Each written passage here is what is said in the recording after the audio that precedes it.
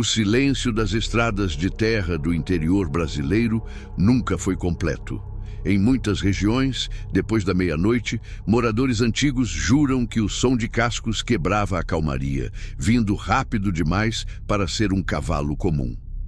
Não era um animal visível à distância, mas algo anunciado pelo medo, pelo cheiro de enxofre e por um clarão irregular que parecia rasgar a escuridão. Antes mesmo de receber um nome, essa presença já era reconhecida como sinal de desgraça. A mula sem cabeça, como ficou conhecida, sempre foi descrita de forma parecida. Um corpo de mula forte, inquieto, envolto em chamas que não iluminam, apenas assustam. Onde deveria existir uma cabeça, há apenas fogo, fumaça e um vazio impossível de encarar por muito tempo. Não se trata apenas de um monstro, mas de algo que corre sem destino, condenada a vagar pelas noites, atravessando fazendas, matas e caminhos esquecidos. Durante séculos, essa história foi repetida em sussurros, especialmente para crianças e jovens, como um alerta que misturava medo e moral. A lenda dizia que a criatura surgia sempre nas noites de quinta para sexta-feira, quando o mundo parecia mais frágil e o sobrenatural encontrava espaço para se manifestar. Ninguém precisava ver a mula sem cabeça de perto para acreditar nela. Bastava ouvir o galope ou sentir o ar mudar. Com o tempo, a figura da mula sem cabeça deixou de ser apenas um conto assustador e passou a ocupar um lugar fixo no imaginário popular brasileiro. Cada região acrescentou detalhes, intensificou o terror e reforçou a ideia de que certos pecados não desaparecem com o tempo, apenas mudam de forma. Talvez por isso essa lenda tenha sobrevivido por gerações, atravessando o período colonial, o Brasil Império e chegando intacta ao presente. Se você cresceu ouvindo essa história, é bem provável que ela tenha sido contada de um jeito específico, como se fosse a única versão possível. Mas o que quase ninguém comenta é que por trás do medo existe uma origem muito mais antiga, ligada à religião, ao controle social e aos costumes de um Brasil que ainda estava sendo moldado. E é exatamente aí que essa lenda começa a ficar ainda mais inquietante. A origem da mula sem cabeça está profundamente ligada ao Brasil colonial, quando a religião católica exercia um controle quase absoluto sobre o comportamento das comunidades. A lenda dizia que a criatura surgia da transformação de uma mulher que manteve relações proibidas com um padre. Esse detalhe nunca foi casual. Ele carrega o peso de uma época em que o medo do pecado era usado como ferramenta para impor silêncio, obediência e culpa. Ao transformar essa mulher em um ser monstruoso, condenado a vagar em chamas, a narrativa cumpria uma função clara: servir de exemplo. Não apenas para punir simbolicamente quem quebrasse regras religiosas, mas para reforçar o poder moral da Igreja sobre vilas isoladas e populações analfabetas. O terror não precisava ser explicado, apenas repetido. Quanto mais assustadora a história, mais eficaz ela se tornava como instrumento de controle. A escolha da mula também não é aleatória. Diferente do cavalo, associado à nobreza e à guerra, a mula sempre foi vista como um animal de carga, resistente, condenado ao trabalho pesado e à submissão. Transformar a mulher amaldiçoada em uma mula em chamas reforçava a ideia de castigo eterno, sem descanso, sem redenção visível. Um corpo forte, mas condenado a correr sem rumo, noite após noite. O fogo, que substitui a cabeça, carrega outro símbolo poderoso. Em vez de iluminar, ele consome, desfigura e impede qualquer identidade. Não há rosto, não há expressão humana, apenas a punição ardendo sem cessar. Em muitas versões antigas, dizia-se que olhar diretamente para o fogo da mula sem cabeça podia enlouquecer ou trazer desgraça, como se o castigo fosse contagioso. Talvez por isso essa lenda tenha sido preservada com tanto cuidado ao longo do tempo. Ela não fala apenas de um monstro, mas de culpa, repressão e medo coletivo. E quanto mais essas emoções estavam presentes na vida cotidiana das pessoas, mais real a mula sem cabeça se tornava.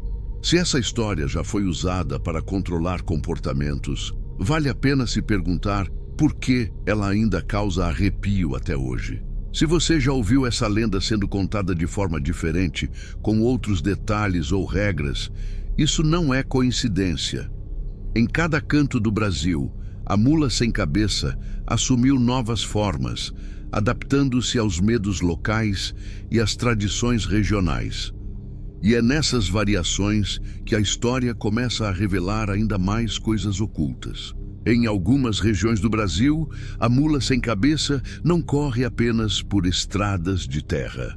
Há relatos antigos que afirmam que ela surge perto de igrejas, cemitérios e cruzamentos, locais tradicionalmente associados ao contato entre o mundo dos vivos e o sobrenatural.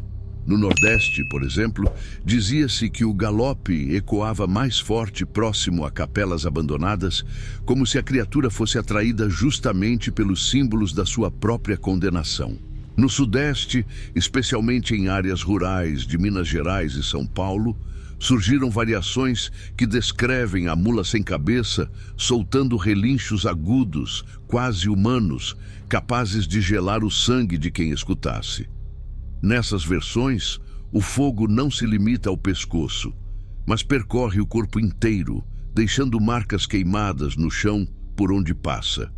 Alguns moradores afirmavam reconhecer esses rastros no dia seguinte, reforçando a crença de que não se tratava apenas de imaginação. Já no sul do país, certas narrativas dizem que a maldição poderia ser quebrada temporariamente. Em algumas cidades do interior, acreditava-se que retirar o freio de ferro da boca da criatura faria com que ela voltasse à forma humana até o amanhecer. Esse detalhe curioso revela algo importante. Mesmo em histórias de punição eterna, o imaginário popular ainda buscava brechas para a redenção, como se o medo precisasse conviver com a esperança. Outro ponto pouco comentado é que, em versões mais antigas, a mula sem cabeça não atacava diretamente as pessoas. O verdadeiro terror estava na presença, no barulho, na sensação de que algo errado estava acontecendo. O pânico vinha antes de qualquer agressão física, mostrando que a lenda foi construída para assustar pela antecipação, não pela violência explícita.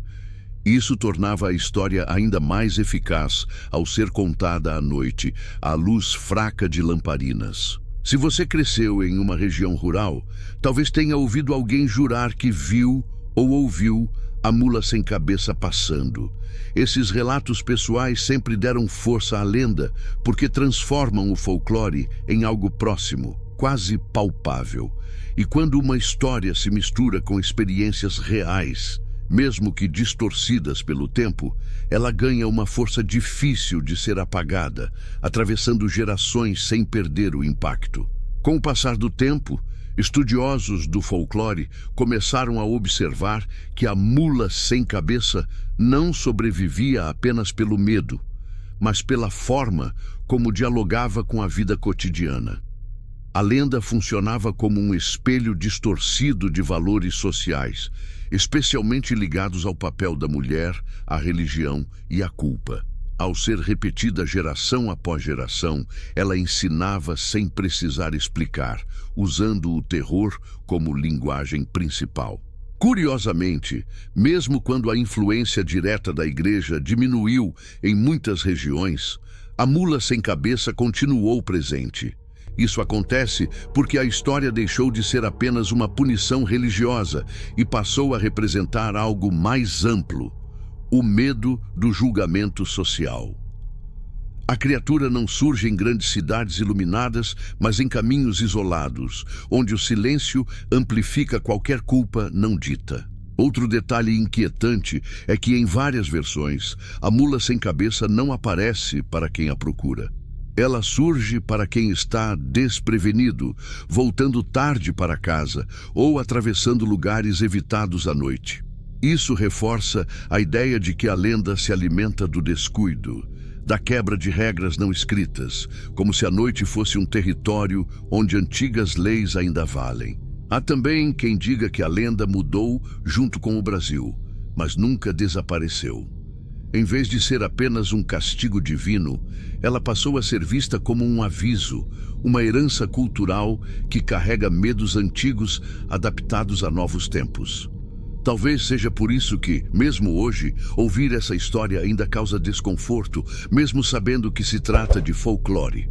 E se você parar para pensar, quantas pessoas realmente questionam a origem dessa lenda quando a escutam? A maioria apenas aceita o medo e segue em frente. Talvez seja exatamente isso que manteve a mula sem cabeça viva por tanto tempo. Ela não exige crença absoluta, apenas respeito. E às vezes, esse respeito nasce do simples arrepio que percorre o corpo ao imaginar o som de cascos no escuro. Quando a noite cai e o campo fica silencioso, a mula sem cabeça continua existindo, não como um animal real, mas como uma presença que atravessa o tempo. Ela carrega consigo fragmentos de um Brasil antigo, moldado pelo medo, pela fé e por regras impostas de forma severa. Mesmo quem nunca acreditou totalmente nessa história, reconhece o desconforto que ela provoca, como se algo estivesse fora do lugar. Talvez o mais perturbador nessa lenda seja o fato de que ela nunca precisou ser vista para funcionar. Bastava a possibilidade, o som distante, o clarão entre as árvores, o relato de alguém de confiança. Assim, a mula sem cabeça se tornou parte da memória coletiva, transmitida não só como história, mas como sensação. Um aviso silencioso de que certas fronteiras não deveriam ser cruzadas. Hoje, quando essa lenda é recontada, ela deixa de ser apenas um conto assustador e passa a ser um registro cultural. Um reflexo de como o medo foi usado para moldar comportamentos e de como essas narrativas sobreviveram ao tempo. Talvez seja por isso que, mesmo séculos depois, ainda exista quem evite certos caminhos à noite, mesmo sem saber exatamente o motivo. Se você já ouviu essa história sendo contada de outra forma, com detalhes diferentes ou ainda mais sombrios, isso diz muito sobre o lugar onde você cresceu. Cada versão carrega marcas de uma região, de uma época e de um medo específico. Compartilhar essas variações é uma forma de manter vivo um pedaço do folclore brasileiro que insiste em não ser esquecido. E agora fica a pergunta: a mula sem cabeça é apenas uma lenda antiga ou um reflexo de algo que ainda nos acompanha? Se essa história já fez parte da sua infância, deixe nos comentários a versão que você ouviu. E se esse tipo de conteúdo te interessa, se inscreva no canal para continuar explorando os arquivos mais sombrios do folclore brasileiro.